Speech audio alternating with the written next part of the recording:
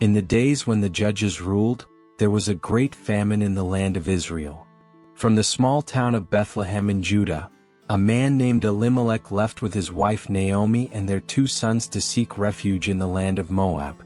But in this foreign land tragedy struck. Naomi, once full of hope and surrounded by family, now found herself in a place of deep sorrow. The Almighty has dealt bitterly with me.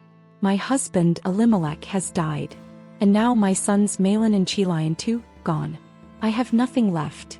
Orpah and Ruth, Moabite women, had married her sons, but now they too were widowed, leaving all 3 women with little to survive on. Hearing that the famine in Bethlehem had ended, Naomi prepared to return to her homeland. She turned to her daughters-in-law, urging them to stay behind. My daughters, go back to your own people. May the Lord deal kindly with you as you have dealt with me and the dead. There is no future with me. Return, find rest in the home of another husband. The road ahead was long and uncertain. Tearfully, Orpah kissed Naomi goodbye and turned back to Moab. But Ruth could not leave her. Do not urge me to leave you or to turn back from following you. Where you go, I will go, and where you stay, I will stay. Your people will be my people, and your God my God. Where you die, I will die, and there I will be buried. And so, Naomi saw the strength of Ruth's love. They traveled together, 2 widows stepping into the unknown, back to Bethlehem. Arriving in Bethlehem, Ruth sought a way to provide for Naomi. She went to glean in the fields, gathering the grain left behind by the reapers, and found herself in the fields of Boaz, a wealthy man and a relative of Naomi's late husband. Whose young woman is this? She is the Moabite who came back with Naomi from Moab. She asked to glean behind the harvesters. Listen, my daughter. Do not go to glean in another field, but stay here, close to my workers. I have instructed the men not to touch you. And when you are thirsty, drink from the water jars the men have filled. Why have I found such favor in your eyes, that you should take notice of me, a foreigner? I have heard of all you have done for your mother-in-law since the death of your husband, how you left your father and mother and came to a people you did not know before. May the Lord repay you for what you have done.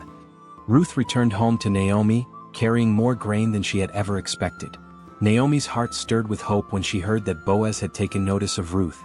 The Lord has not abandoned us after all. Boaz is one of our kinsman-redeemers. Ruth, my daughter, it is time to secure your future.